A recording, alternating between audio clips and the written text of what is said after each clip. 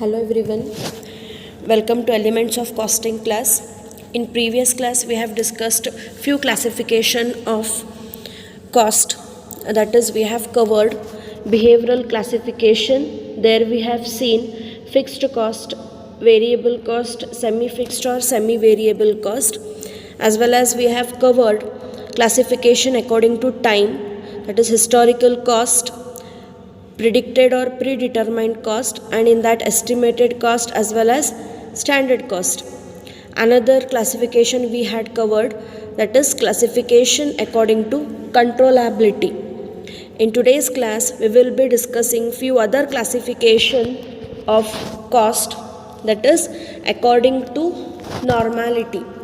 Now in case of according to normality, again it is sub classified into normal loss or normal cost as well as abnormal loss or abnormal cost.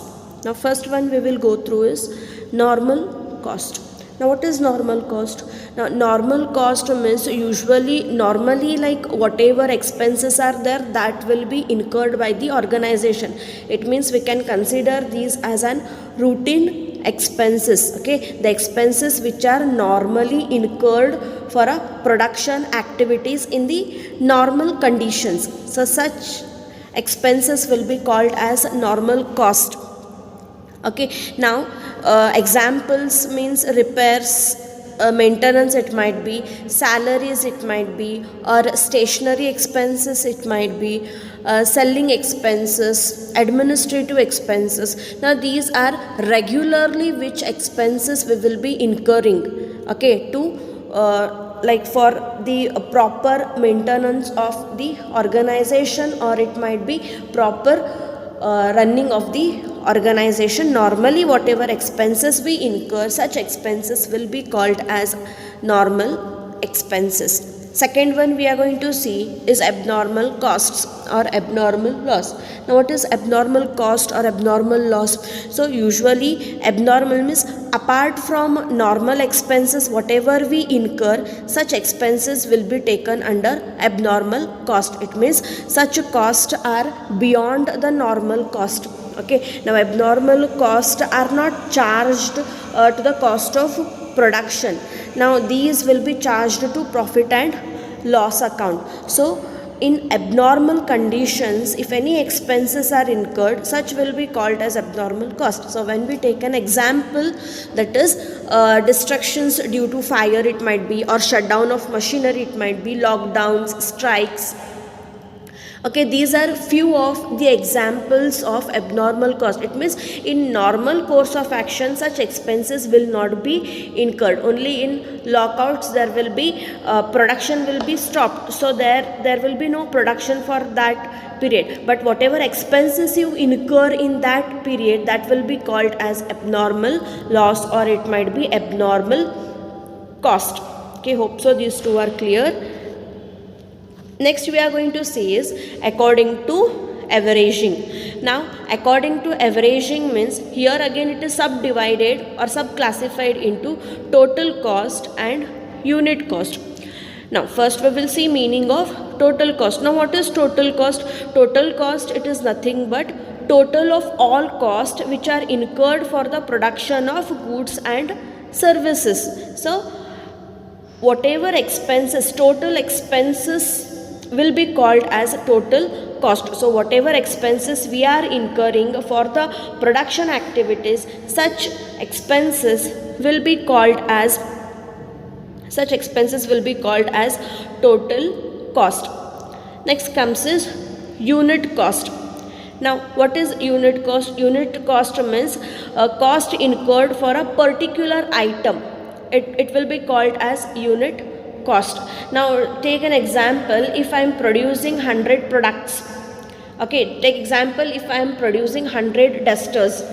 Okay, now total cost means what? To produce those 100 dusters, how much expenses is incurred, that will be called as total cost.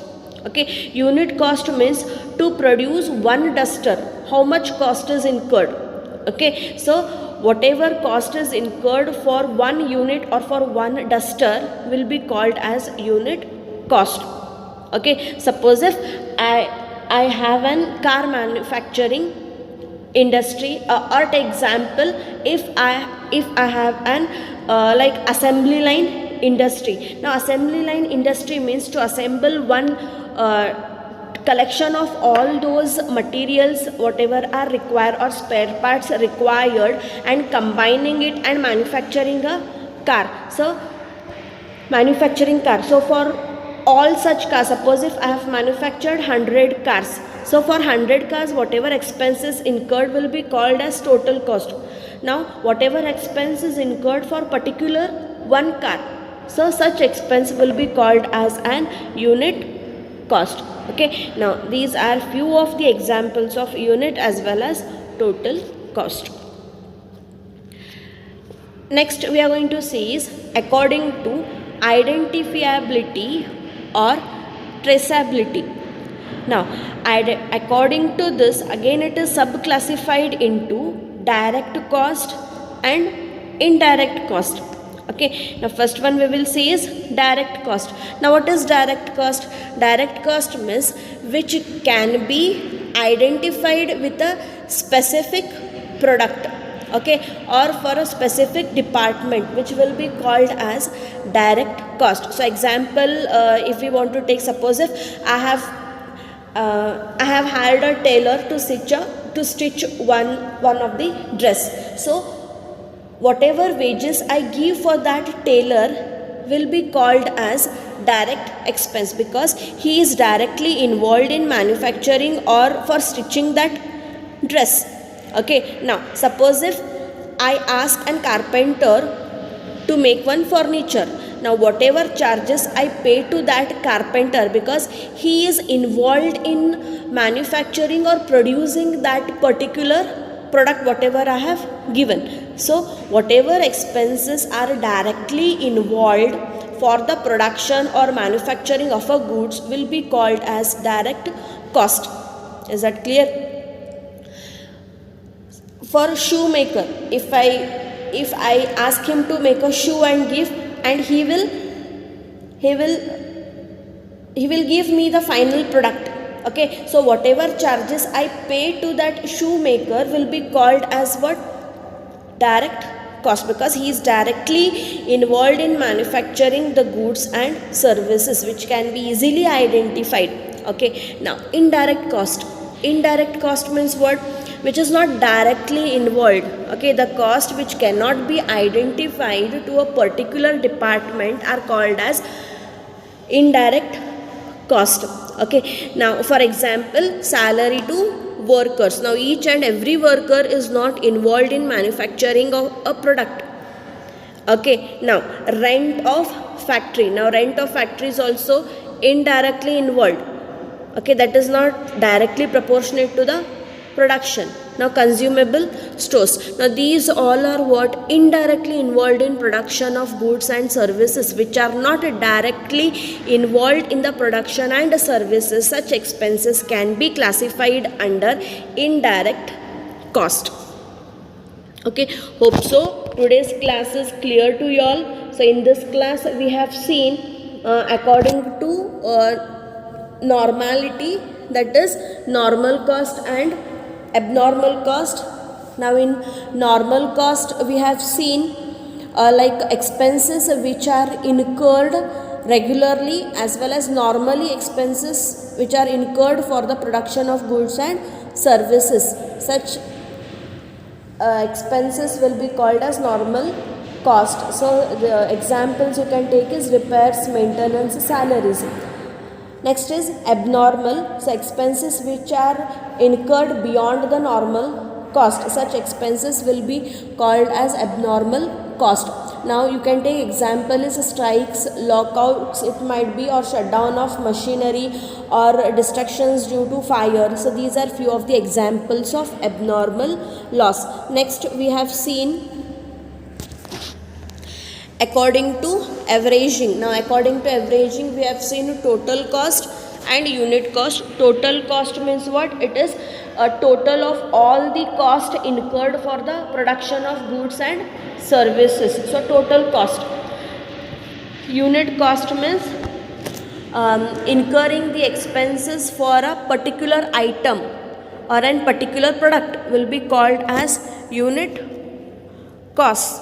Next we have seen according to identifiability or traceability, we have seen there direct cost and indirect cost.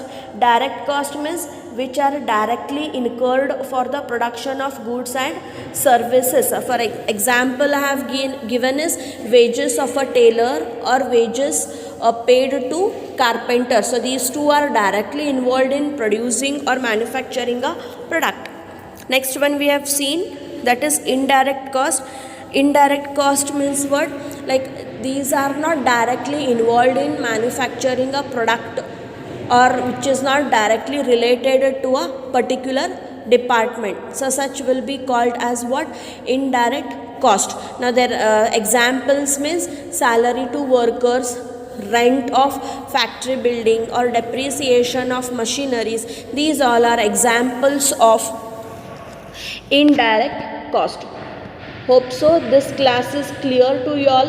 In next class we will be seeing another classification of cost. Thank you.